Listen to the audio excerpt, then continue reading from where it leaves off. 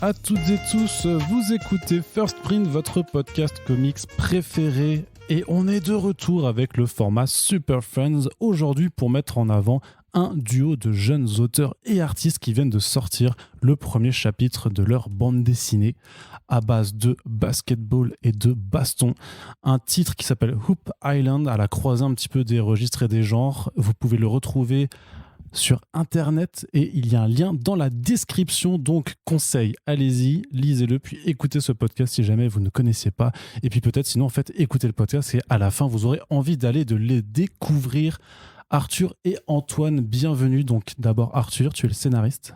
En effet, Arthur Dahan, 25 ans, fan de comics, de NBA, d'un milliard de trucs et surtout scénariste de Hoop Island avec Antoine Zerafa qui est au dessin. Donc voilà, Antoine Zerafa au dessin, moi-même. Et voilà, je dessine Hoop Island depuis maintenant 6 mois. Et je fais plein d'autres trucs à côté. 6 mois, ça fait un peu plus longtemps que ça. Une bonne année quand même, ce projet, non ? Ouais, 6 mois dans le dur et puis avant, plus création de perso, tout ça. Très bien, on va justement parler de ce projet. J'ai envie de dire que voilà, on a donc Arnaud, Arthur et Antoine. C'est un podcast triple A, clairement. La qualité est au rendez-vous. Mais on va parler de vous d'abord. Alors, un petit peu, juste votre rapport à la bande dessinée, tous les deux, un petit peu. Vous en consommez forcément, j'imagine, si vous avez décidé d'en faire. C'est quoi ? Alors, je sais pas lequel des deux veut commencer. Je regarde Antoine droit dans les yeux. Voilà, j'ai décidé à ta place. Alors, au début, forcément, moi, c'était plutôt les bandes dessinées, Astérix, Titeuf, tout ça. Et au collège, j'ai beaucoup lu de mangas. Donc, beaucoup de Naruto, Bleach, tout ce qui était un peu mainstream aujourd'hui. Et aujourd'hui, j'ai toujours des petites pépites que je continue de lire, genre One Punch Man, que j'adore. En termes de plein de choses, mais surtout en termes de découpage et ressenti de puissance, je trouve ça fou. Et en termes de bande dessinée, à chaque fois, j'ai des petites surprises que j'aime beaucoup aussi. Surtout maintenant, ce que j'aime bien, c'est les albums complets, les gros albums directs, comme Le Sculpteur de Scott McCloud. Ok. Donc voilà, si je peux conseiller une bande dessinée avant tout, franchement, c'est celle-là, Scott McCloud. Je sais pas si je peux en parler 2 minutes. Vas-y, franchement. Vite fait. T'es invité, fais-toi plaisir. C'est quelqu'un qui théorisait beaucoup la bande dessinée. Et au bout d'un moment, tout le monde lui disait « Ouais, ok, tu théorises, mais fais un peu tes preuves. » Et puis, à un moment donné, il a sorti un gros pavé de, je sais pas, peut-être 500 pages, j'en sais rien, qui s'appelle Le Sculpteur, et où il utilise vraiment tout ce qu'il a décortiqué en théorie. Et c'est super. Et ça a un peu fermé la bouche de tout le monde. Et tout le monde s'est dit « Ah ouais, ok, bon. » Ouais, sachant qu'il a fait quand même une trilogie d'albums sur la façon de faire de la BD qui était déjà d'excellente qualité. Donc, c'est vrai que c'est aussi des bandes dessinées, mais bon, c'est pas. Comment dire, c'est des bandes dessinées explicatives. Ouais. Voilà. Mais de très bonne facture. Hein. C'est chez Delcourt d'ailleurs que c'est édité en VF. Arthur, je me tourne vers toi. Ton rapport à la bande dessinée. Qu'est-ce que tu lisais ? Est-ce que tu étais aussi la team Titeuf quand tu étais jeune ? Moi, j'étais aussi un peu de la team Titeuf, mais j'étais vachement de la team Marvel, etc. Dès que le premier film Spider-Man est sorti, enfin le premier de Sam Raimi, j'avais genre 6 ans, quelque chose comme ça. Ça m'a retourné le cerveau. J'ai compris, immédiatement, super jeune, j'ai eu une sorte de petit choc où je me suis dit, ouais, le super-héros, ça peut être, il y a vraiment un côté humain dans la manière dont les personnages sont développés, les thématiques, etc. Et bon, j'ai pas tout compris ça quand j'avais 6 ans. Non, forcément, ouais. Mais bon, ça m'a mis des petits chocs. J'ai compris des trucs sur l'identification, etc.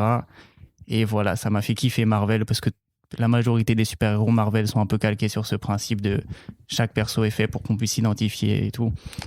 Et voilà, moi j'ai continué sur le comics et puis j'ai lu du manga et puis je lis vraiment de tout maintenant. Mais surtout focus comics. C'est quoi ta dernière lecture alors ? Ma dernière lecture, à l'instant, je crois que c'est... Il faut parler dans le micro quand même. Ouais. Ma dernière lecture, c'est Erratic de chez Awa, qui est une sorte de Ultimate Spider-Man. Complètement. On va dire remixé, un peu plus dur sur l'enfance du gosse à l'école, etc. Et donc, un peu plus honnête, on peut dire. De Carrie Andrews, effectivement, qui est disponible chez IWA ou Awa Studios et dont on avait parlé dans un Back Issues il y a quelques temps pour le lancement du premier numéro. Et c'est effectivement d'excellentes factures. Donc maintenant, on vous a présenté, les gars, il va falloir nous parler de ce projet, vous parler d'où ça sort, d'où ça vient. Arthur, je crois que tu es chaud pour nous développer ça un petit peu. Eh bien, alors, Hoop Island, ça sort à la base d'une réflexion autour d'un album de 2 Chainz qui s'appelle Rap or Go to the League. Ouais. Et où donc c'était un album où l'idée c'était de parler de des joueurs NCAA, qui est la NCAA, qui est donc les compétitions universitaires de basket aux États-Unis. Et en France, des fois, on dit un peu que pour les jeunes de certains quartiers, les 2 gros choix de vie qui existent, ça va être le foot ou le rap. Et c'est un peu la même chose aux États-Unis. Et du coup, je sais pas, d'un coup, je me répétais la phrase dans ma tête, le truc rap or go to the league. Et d'un coup, dans ma tête, j'ai remplacé rap par fight. Et je me suis dit, putain, ça pourrait être stylé, ça pourrait donner un truc pas mal. Et je me suis dit, fight or go to the league, il y a peut-être un truc à explorer. Et puis après, voilà, j'ai développé un peu les idées. Et une fois que j'ai trouvé, il y a une sorte un petit univers assez cool pour mettre ça dedans, j'ai appelé Antoine. Et je lui ai tout raconté, tout l'univers, tous les persos, comment tout fonctionne. Et c'est de là que c'est venu. Ça s'est passé comment, du coup? Toi, tu dessinais déjà un petit peu de ton côté. Comment est-ce qu'il a réussi à te convaincre alors de te lancer dans ce projet? J'adore dessiner, du coup, il me suffit qu'on me donne une bonne idée et je dis, allez, pourquoi pas? Au moins tester et puis voir si... Je voulais voir aussi s'il était un peu motivé, donc je me suis dit, on va voir déjà s'il relance, combien de temps ça va continuer. Et en vrai, il était archi motivé, donc voilà, on a continué tous les deux comme ça aussi. C'était bien. Parce que voilà, l'un des catchs à avoir aussi, c'est que c'est pas c'est pas votre métier à plein temps, c'est parce que vous faites, voilà, donc c'est un truc que vous faites du tout, en plus. Donc c'est une première expérience au moins pour moi. Ouais, donc la motivation, elle est importante quand il faut partir d'une idée et ensuite la concrétiser. Parce que tu peux dire, ouais, j'ai envie de faire, je sais pas, un podcast qui s'appellerait Coucou Gérald, tu vois, et puis après tu le fais pas, tu vois, donc, tu le fais pas encore. Mais voilà, entre les idées et la concrétisation, il y a un certain chemin à faire et donc t'as couché ça comment après? C'est-à-dire sur avant le de papier, présenter l'idée à Antoine, c'est comment vraiment l'univers un peu se monte dans ta tête, puisque c'est Hoop Island, donc c'est un comics qui parle, donc voilà, qui va mêler donc de la baston avec du basket, donc c'est ton Fight or Go to the League, mais il y a aussi un univers, on va dire, dystopique et futuriste où tu mets vraiment une situation, un contexte qui oppose une société grosso modo divisée entre riches et pauvres. Puisque c'est un peu la séparation de base. Donc voilà, comment est-ce qu'on crée un petit peu cette île continent de Utopia? Ça s'est créé beaucoup à base de problématiques à la base, c'est-à-dire que j'avais déjà dans l'idée l'univers d'Utopia, la séparation entre les riches et les pauvres, etc. Le fait que certaines choses soient autorisées pour les uns, pas pour les autres, etc. Mais à la base, ça devait se passer à notre époque. Et ça devait se passer de manière... ça devait être un pays parmi tant d'autres, etc. Mais au bout d'un moment, je me suis dit, c'est pas possible.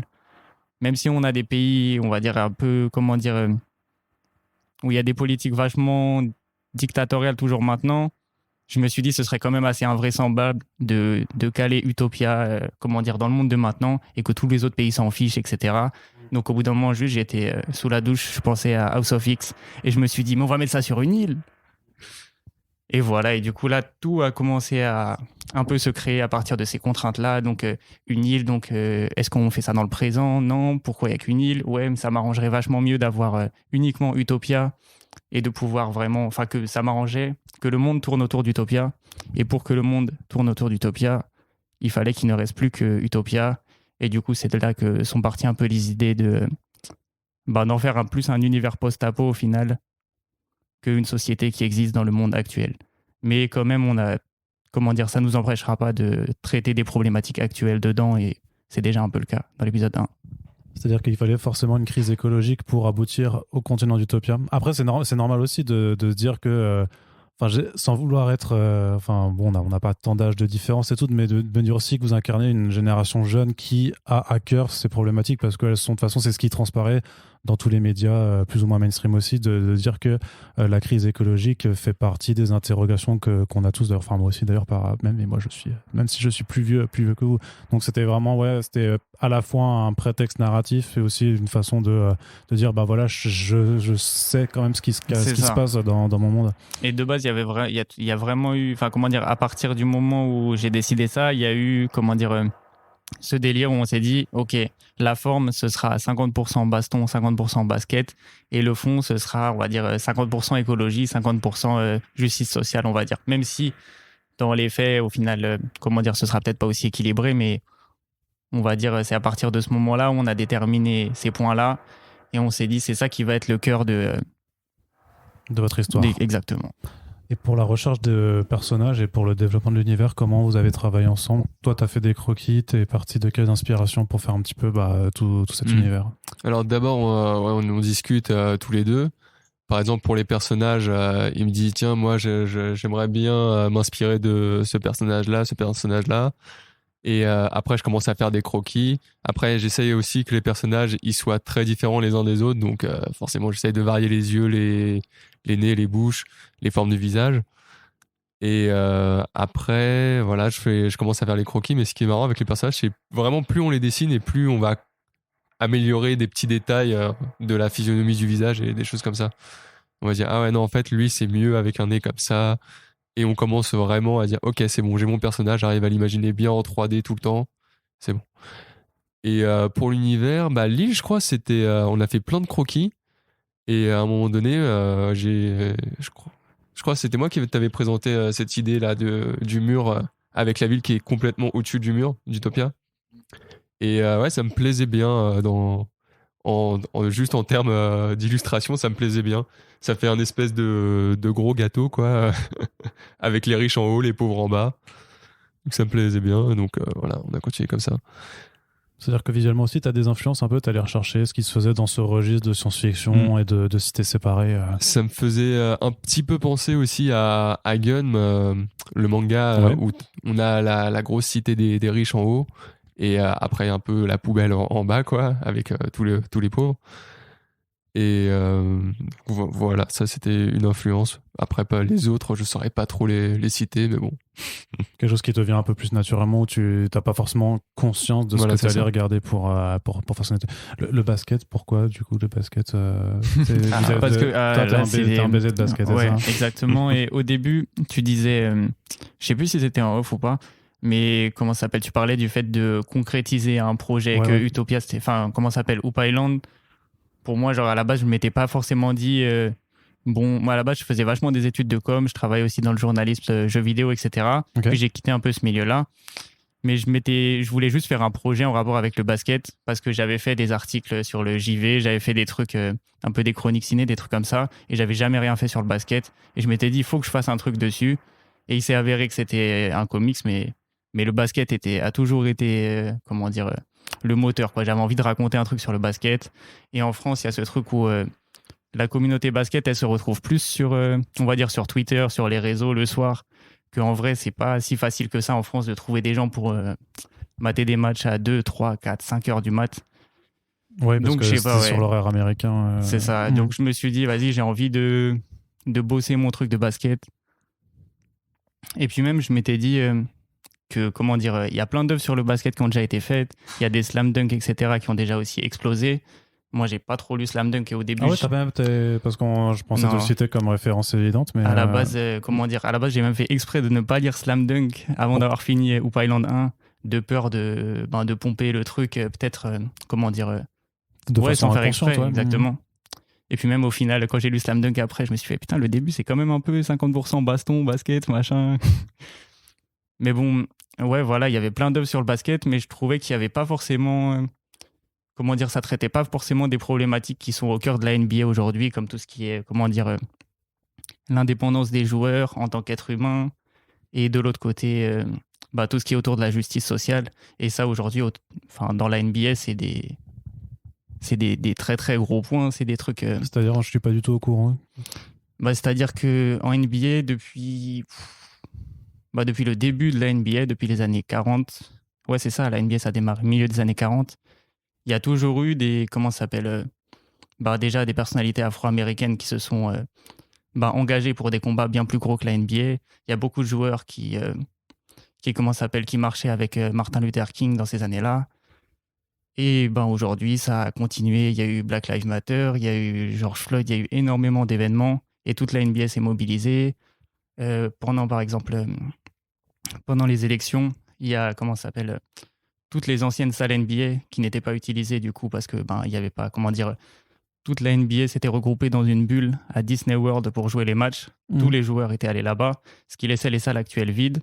Par exemple, il y a eu des initiatives comme le fait de transformer toutes ces salles-là en bureaux de vote pour faire sortir Trump, ce qui était quelque chose qui touchait énormément les joueurs de la ligue. Donc voilà, il y a toujours des choses comme ça qui se passent autour de la NBA. Ça, pour moi, c'est quelque chose de super important.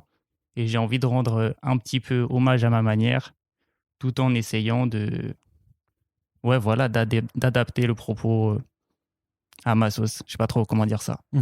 Mais c'est pour ça aussi que vous avez choisi de mettre en avant donc, des personnages noirs dans la BD. Quoi. C'était une évidence dès le départ de toute façon pour vous deux. De base, même en dehors de juste forcément même des personnages noirs, juste des personnages pas blancs, parce que personnellement j'ai grandi quasiment que avec ça. Et du coup je m'étais dit, si je fais un comics, vas-y, je kifferais que le perso il ait les cheveux frisés, parce que moi j'ai les cheveux frisés. Il y a tellement de jeux vidéo où quand je veux créer mon perso au début, il n'y a pas forcément vraiment ma coupe. Du coup je me suis dit, je veux juste ça, le reste je m'en fiche, je veux juste ça.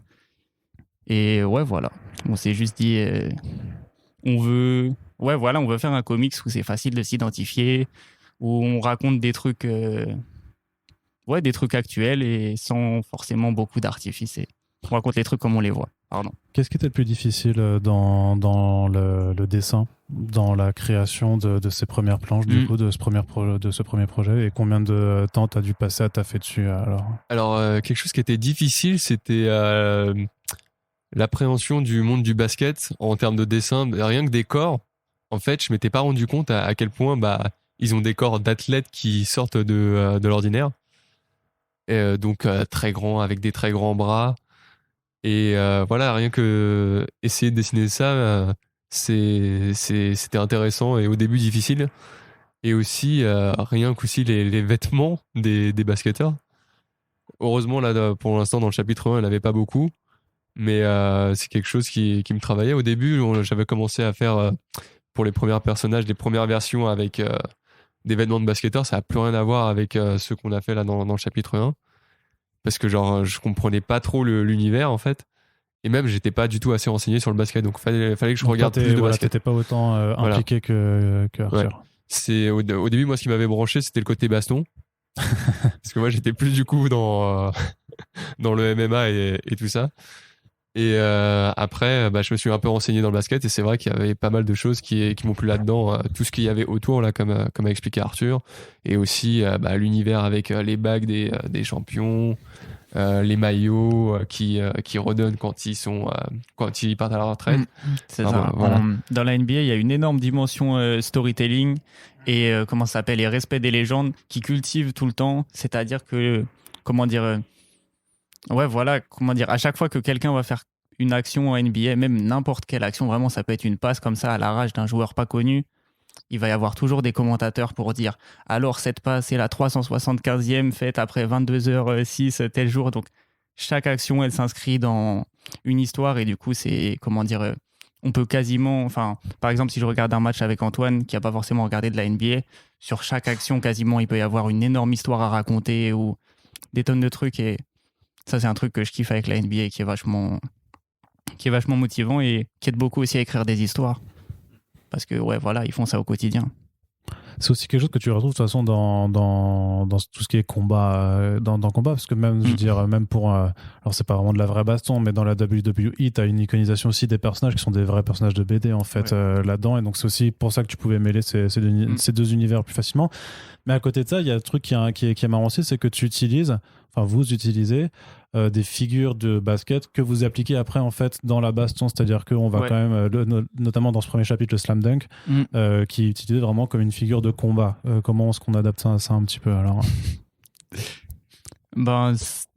En vrai, c'est comment tu t'es dit en fait ça, je vais pouvoir l'utiliser vraiment comme un coup de baston, parce que c'est aussi ça un peu ce qui motive, on va dire, le coach qui est dépêché pour en fait recruter parmi les pauvres en fait un nouveau joueur de basket, en se disant mais les mecs ils sont en train de se battre pour leur vie, machin, ils ont des moves, ils ont une agilité qui est ce dont on a besoin pour notre ligue de basket, quoi.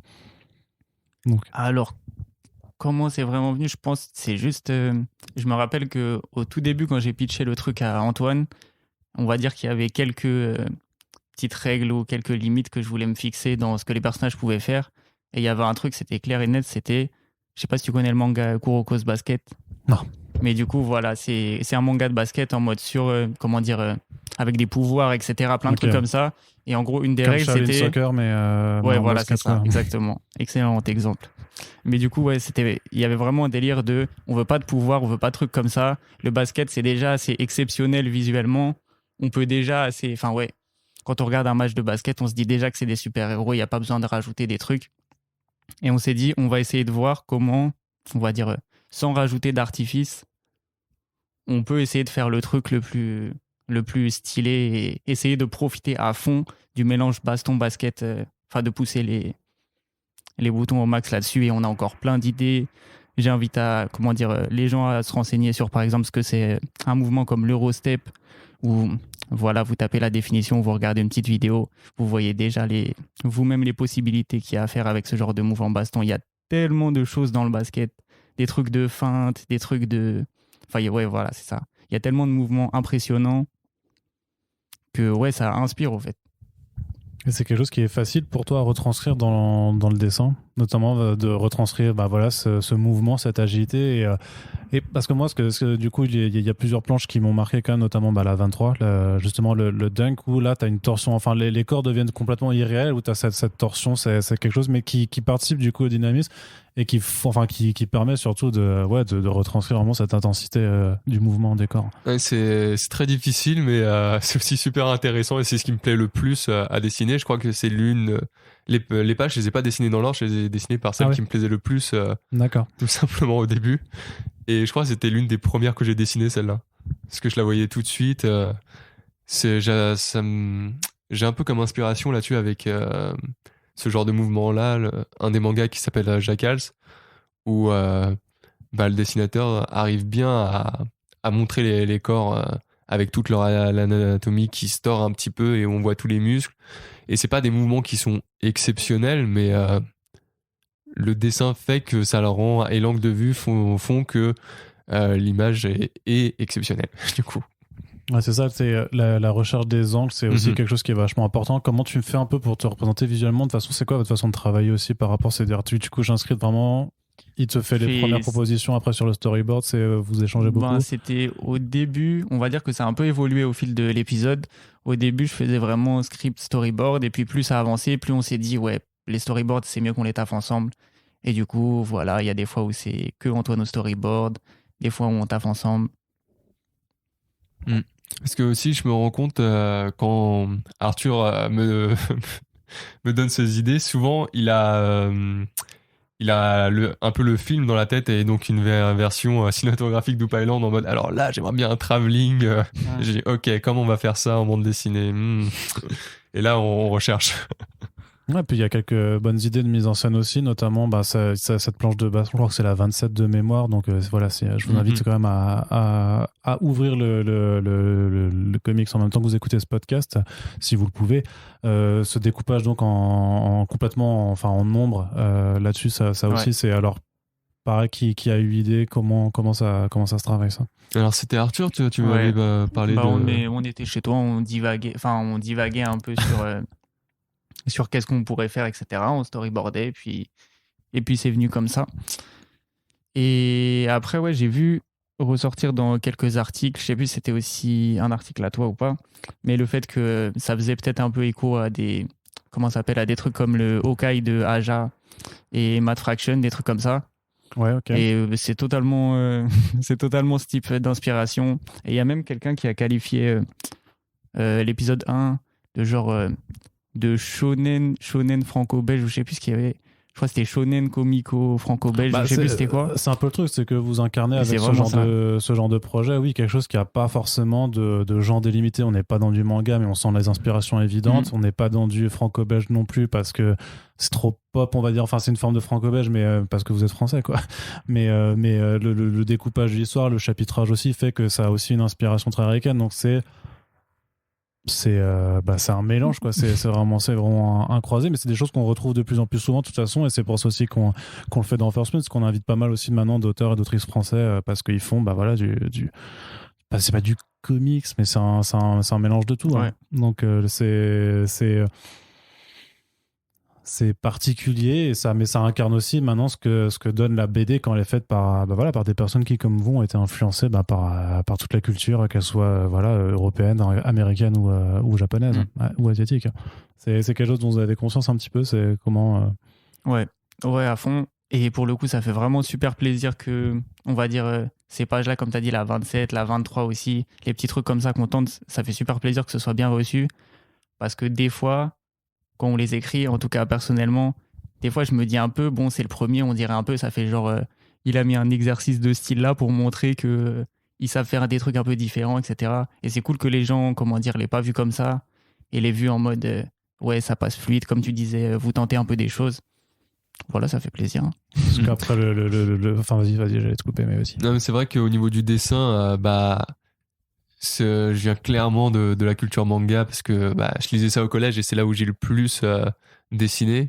Donc forcément, c'est là, malgré moi. Après, je peux essayer de faire des yeux plus petits, etc. Mais ça se retrouvera toujours l'aspect manga de mon dessin. Et après, il évolue avec la couleur. Et puis, oui, c'est aussi quelque chose que je faisais pas beaucoup avant. Et donc, c'était très compliqué la couleur, surtout au début, parce qu'on fait plein de tests.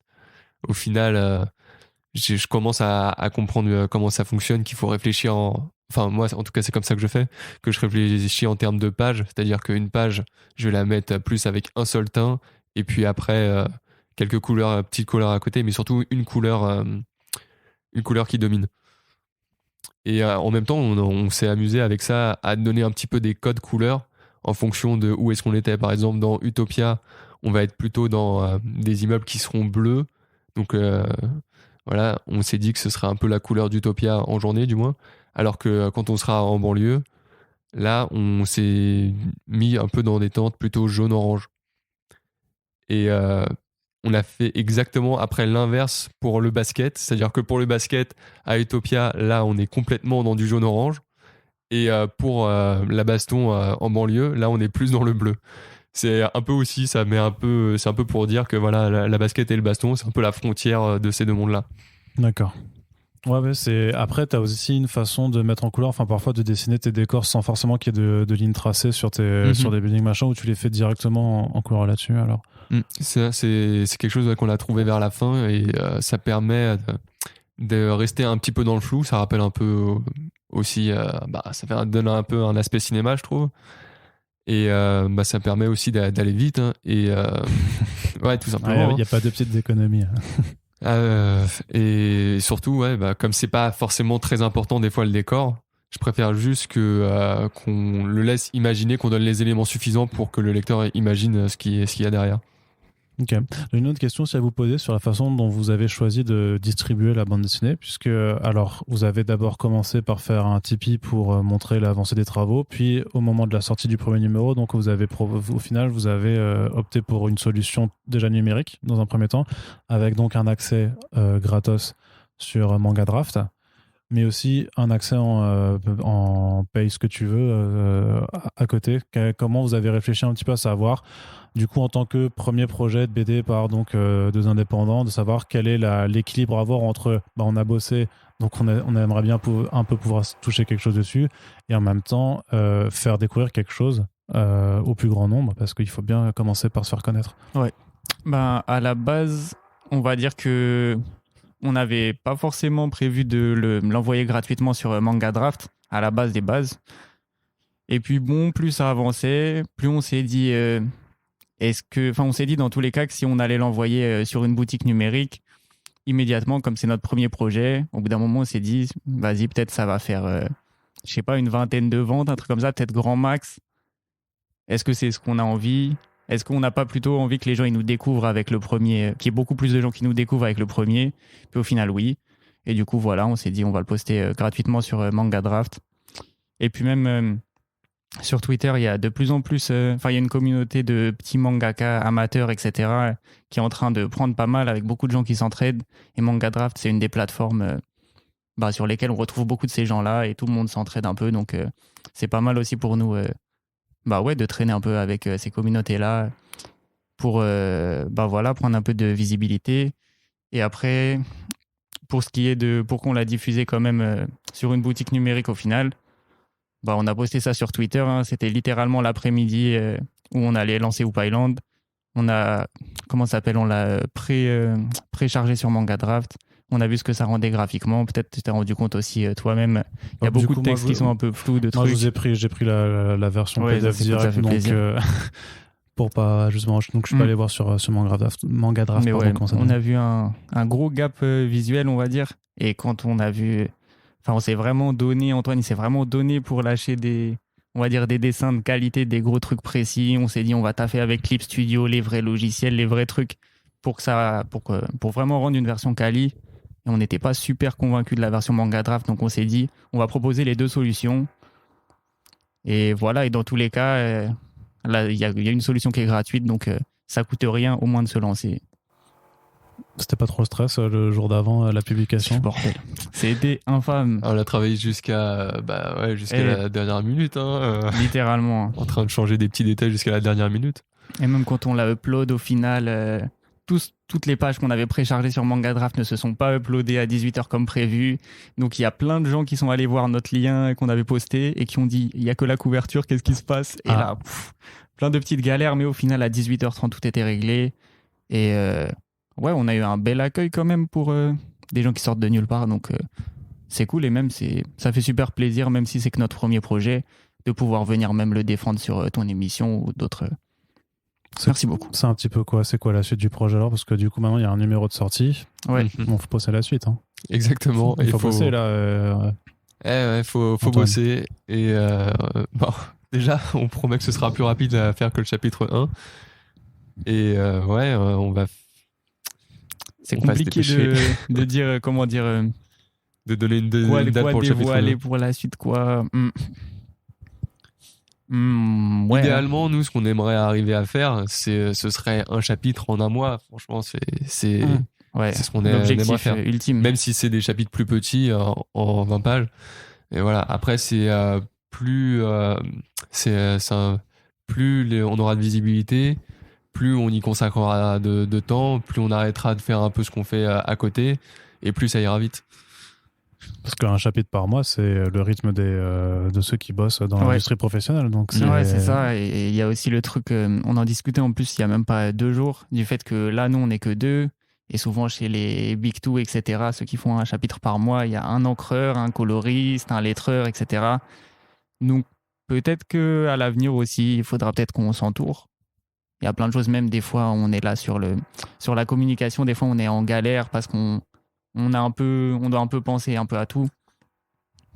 Du coup, ça c'était quoi? Vous utilisez principalement les réseaux sociaux? Vous pensez un peu à des trucs plus, on va dire tout ce qui est Twitch, ce genre de créneaux vidéo aussi, on en avait parlé des fois. Je t'ai fait plein d'annonces en message privé. On va lancer tel truc sur Twitch, on va faire tel truc, etc. Dans l'idée, on aimerait bien, en fait, on aimerait être partout. Après, la question, c'est comme Antoine il le disait, il y a le temps. Et pour pouvoir notre objectif, c'est déjà de trouver notre rythme sur la BD. Maintenant que, personnellement, c'était mon premier épisode de comics de ma vie. Donc, ça a pris une grosse année pour monter l'univers, les trucs comme ça. Là, ça va aller plus vite. Et une fois qu'on aura notre rythme de croisière, je pense là, on va pouvoir commencer à pouvoir être sur plein de canaux, tout ça. Vous prévoyez donc une structure en 8 chapitres, si j'ai bien compris ça quand on se préparait en off là-dessus. Comment... Donc, c'est-à-dire que là, vous avez quand même déjà tout un arc narratif qui est élaboré, mais vous avez aussi le découpage en termes de chapitres qui est déjà bien inscrit aussi. On a on va dire en termes juste de synopsis, pas de script complet avec tous les dialogues, machin. Il y a de quoi faire du Hoop Island jusqu'à je sais pas combien de temps. On a vraiment prévu un gros truc. Je sais pas si tu connais je pense que tu connais le manga ou l'animé Jojo Bizarre Adventure. Ouais. Je sais pas si tu vois comment il est construit. Non. Genre chaque je ne regarde pas. Non, pas de souci. Mais du coup, chaque saison, déjà c'est un manga qui est construit en saison. Ouais. Où chaque saison, tu découvres, tu as un contexte différent, des personnages différents et un mood différent. Par exemple, tu vas avoir une saison un peu en mode thriller dans l'Angleterre des années 1800, 1900, etc. Et puis d'un coup, tu peux avoir une saison en mode full Indiana Jones, une saison en mode road trip. Il y a vraiment de C'est-à-dire tout. que tu n'aurais alors pas forcément l'intention de te concentrer sur les mêmes personnages pour chaque arc. Bah, on va dire. Ouais, non, c'est une comparaison un peu foireuse à moitié. On va dire, il y a un peu de ça et il y a un peu de, comment dire, de Dragon Ball aussi dans le délire où, comment dire, quand tu as le passage entre Dragon Ball et Dragon Ball Z, tu sens que. Ou un peu, comment dire, ouais, non, c'est encore une comparaison foireuse. Non, ce que je veux dire, c'est-à-dire que tu as des basketteurs qui viennent de Namek, donc faut faire gaffe dans quelle direction vous partez. Je crois que vous n'y avez pas de pouvoir. Donc. Non, mais comment ça s'appelle plutôt. Ouais, tu vois, comment ça s'appelle quand un éditeur, quand un Big Two fait un relaunch et qui prend ses personnages et qui leur donne un nouveau statut et que ça va changer un peu le mood de l'histoire globalement. On va dire qu'on est un peu dans ça, où il y a plusieurs saisons de Hoop Island prévues, enfin des saisons de basket. Et comment ça s'appelle. Et ensuite, tous les, on va dire, 3-4 saisons, il va y avoir des changements extrêmement brutaux qui vont altérer tout l'univers et qui vont faire que ensuite, comment ça s'appelle, on pourra raconter plein d'histoires vachement différentes.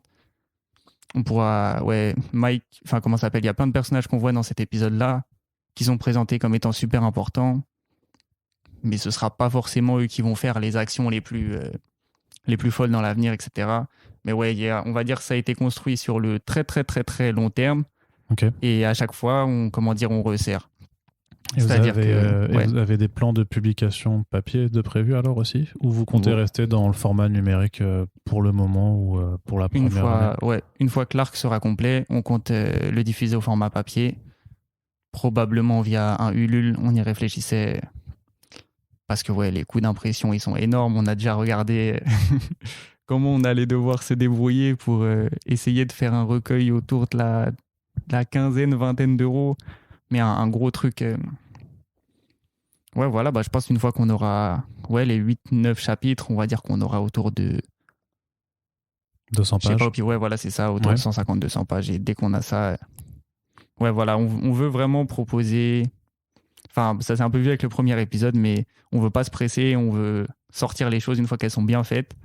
Ouais. Donc bon, Hoop Island 1 il est sorti, mais il faut être patient. Parce qu'à 200 pages, il t'en reste 170 à faire. C'est ça. Ouais. Il y a du boulot. Il y a du boulot.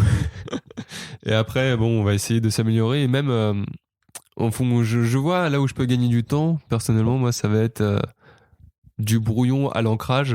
J'ai l'impression que je perds un peu des informations du brouillon et que je peux aller plus vite à ce niveau-là. Des fois, il y a des brouillons, je les trouve un petit peu mieux limite que l'ancrage parce que ça montre plus de détails, etc. et que c'est plus rapide. Donc, il faudrait que j'arrive à trouver une méthode pour aller plus vite et que ce soit même un peu mieux niveau qualité. Peut-être qu'à terme, tu pourras même juste passer du crayonné et dessiner directement en ancré, quoi. En fait, c'est pas quelque chose que tu envisages à terme, parce que le truc aussi, c'est que si vous mettez donc du temps pour produire, tu as aussi une évolution de ton style qui va se montrer à mesure que tu progresses entre le premier chapitre et le chapitre de fin. Et là, tu auras le piège de dire merde, est-ce que je redessine pas certains trucs du premier chapitre alors que j'ai déjà passé tout ce temps dessus? Ouais, mais non, on redessinera pas grand-chose au niveau du premier chapitre, je pense. Peut-être après, moi j'y pense de temps en temps à peut-être rajouter une page ou deux. Par exemple, là, on a vu dans le chapitre 1, il y a une page où il y a énormément d'écriture qui dénote beaucoup avec le reste. Ça, à long terme, peut-être, si on a le temps, peut-être qu'on modifiera cette page-là et qu'on rajoutera une ou deux pages pour que ce soit plus fluide. Un des trucs qui va nous permettre d'aller vachement plus vite sur la suite, c'est que dans l'épisode 1, il y a beaucoup de dialogues où c'est moi qui écris les dialogues, mais honnêtement, j'étais pas totalement en maîtrise sur le truc, et il y en a beaucoup qui nous ont fait ressortir ça aussi, que des fois, il y a un bon sens de la formule, mais des fois, c'est beaucoup trop verbeux. Des fois, on explique un peu trop. Des fois, on sent limite, il y a un manque de vocabulaire. Genre, j'aurais pu résumer tel truc avec un adjectif et à la place, j'en ai fait une bulle complète. Donc ça, c'est un truc qui va nous permettre d'aller plus vite dans les épisodes suivants, parce que, ça va mieux être découpé au niveau du rythme, des dialogues, etc. Et on va pouvoir diluer, on va dire, les dialogues sur plus de pages. Ça va être plus dynamique. Ouais, parce que tu as aussi, effectivement, aussi toute une partie d'exposition que tu as dû te taper donc, pour l'ouverture, qui était quand même d'expliquer donc, en 4-5 pages un peu tout le concept de votre monde, c'est-à-dire expliquer qu'est-ce que c'est Utopia, pourquoi c'était divisé en deux et tout ça. Cette partie-là, c'était nécessaire de la mettre vraiment tout de suite au début plutôt que de vouloir le rappeler. Enfin, t'avais aussi une façon de faire qui aurait pu être de présenter un petit peu du pan de cette histoire-là, mais au fur et à mesure des épisodes. Mais vous vouliez que tout soit posé noir sur blanc dès le départ pour vous concentrer sur les personnages ensuite. Au tout début, j'hésitais un peu à soit faire ça, soit faire un peu ce qu'on voit dans les dans les bouquins de Jonathan Hickman souvent et dans ce qu'il fait chez Marvel et encore particulièrement dans House of X où là pour le coup toutes les 4-5 pages il y a des petites data pages où on explique telle partie du monde ça fonctionne comme ça. Au début je pensais un peu à le faire comme ça, après je me suis dit c'est mon premier comics, déjà j'ai créé un truc normal, après on va voir pour tenter des trucs de fou comme ça, surtout que c'était pas c'était pas super clair dans ma tête et au final le délire de faire une intro, poser l'intro, ça fait tellement plaisir maintenant on peut se dire là l'épisode 2 on va rien devoir expliquer de l'univers, des trucs comme ça, on peut laisser les choses se faire de manière fluide et voilà, le lecteur il a toutes les clés et pour nous c'était le principal et personnellement c'était le défi le plus dur de tout l'épisode, on comprenne quelque chose. Ouais. Oui, effectivement, parce que si tu les perds dans ton univers ou que tu n'arrives pas à faire capter les enjeux simplement de ton scénario, c'est compliqué. Il y a Corentin qui avait une question pour vous, donc il n'est pas avec nous aujourd'hui. Okay. Et il m'a demandé de vous la lire telle quelle, parce que même moi je ne l'ai pas comprise, mais je pense que toi, sûrement, tu vas comprendre.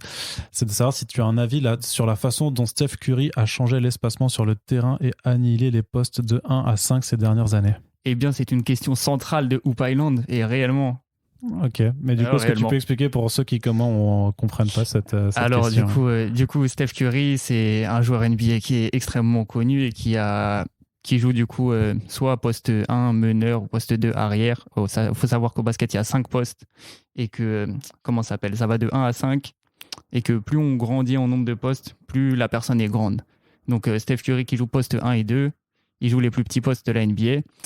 Et du coup, lui, vraiment, sa particularité, c'est de shooter la balle d'extrêmement loin. Et c'est un joueur qui a montré qu'il pouvait shooter de quasiment n'importe où avec une régularité folle. Et du coup, au début, les gens se sont un peu moqués, etc. Et puis, au bout d'un moment, ça a commencé à faire gagner des matchs. Et puis, ça a fait gagner des titres ensuite. Et puis, du coup, il y a plein d'équipes qui se sont dit, OK, donc maintenant, donc maintenant, il y a des gens qui peuvent marquer de cette distance-là. Donc maintenant, quand on va défendre contre ce genre de type-là, va falloir qu'on défende plus loin du cercle que d'habitude, plus loin du panier, etc. Donc c'est de ça qu'il parle, je pense, quand il dit que Steph Curry a complètement espacé tout le jeu NBA. Et voilà, ça a provoqué des changements énormes dans la ligue qui font que maintenant, on demande aux grands qui font, des joueurs qui sont pivots, du coup... le poste le plus grand NBA, les mecs qui font des 2m15, etc. Maintenant, on va leur demander de shooter à 3 points parce que Stephen Curry, il a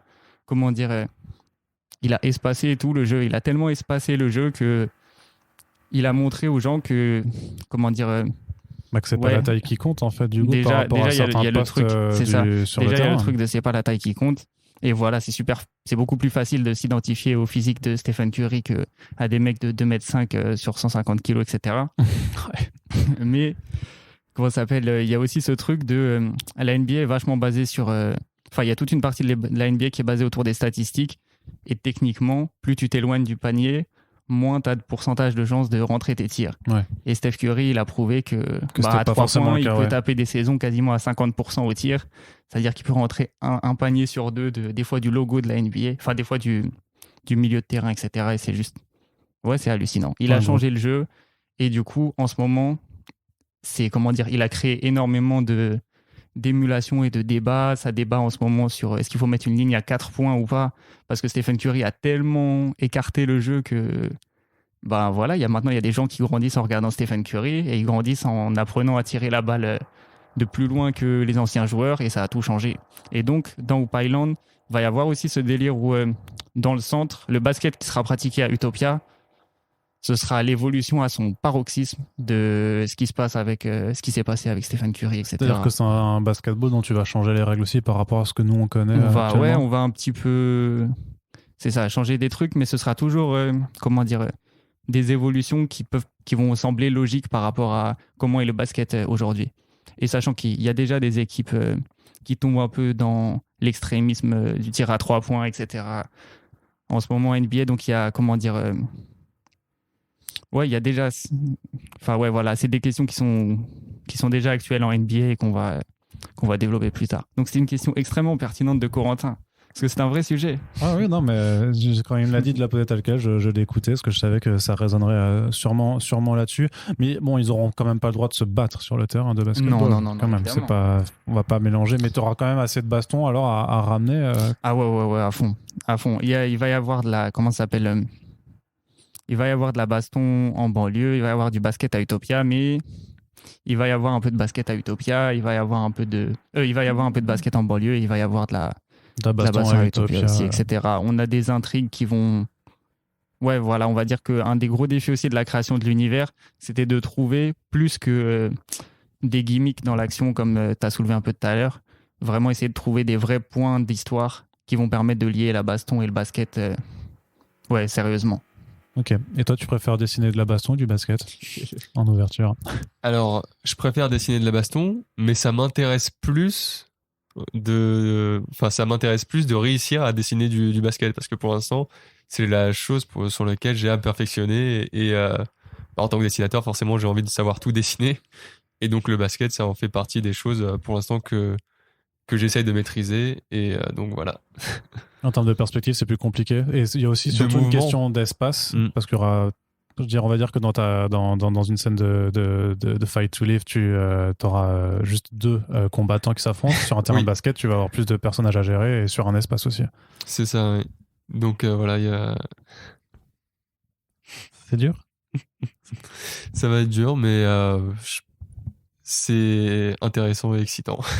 Très bien. Bon, non, mais ça, on ne doute pas que c'est un challenge. Et on espère que vous le relèverez tous les deux. Donc, pour rappel, Pylon 1, c'est disponible. Vous pouvez le consulter donc sur Manga Draft en version accessible, mais on va dire slow definition. Et si vous voulez le HD, voilà, vous pouvez aussi l'avoir à l'achat numérique. Vous avez de toute façon les liens dans la description du podcast, ainsi que la page Tipeee et le compte Twitter de cette bande dessinée. Donc, merci Arthur et Antoine d'être venus pour présenter votre projet. Merci à toi. Merci. Et puis on espère que vous sortirez les prochains numéros assez rapidement, puisque maintenant que l'amorce est donnée, il faut apporter la suite. Suivez-nous sur Twitter.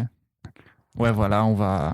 Voilà, si un jour on arrive à vivre de ce projet-là, on va carburer à fond, et niveau sortie, on sera au rendez-vous. C'est ça. Sachez qu'on est ambitieux et on est extrêmement déterminé à sortir ça, et ça nous tient vraiment à cœur. Donc dans tous les cas, on va se donner. Voilà, donc c'est la fin de ce podcast. Vous connaissez un petit peu les crédits, les rolling credits à la fin. Donc si l'émission vous a plu, que vous souhaitez soutenir également les 2 créateurs de Pylon, n'oubliez pas que vous pouvez partager ce podcast sur les réseaux sociaux, partout, en fait, n'importe où. Mettez même sur une clé USB que vous allez laisser tranquillement chez votre coiffeur quand vous irez. Ça lui fera plaisir, on en est certain. Et n'oubliez pas que vous pouvez également soutenir ce podcast-là, celui que vous écoutez, aussi sur une page Tipeee accessible 24h/24. Merci encore une fois à vous 2, les gars. Et on se donne rendez-vous très bientôt pour le prochain numéro de First Print. Salut. Salut.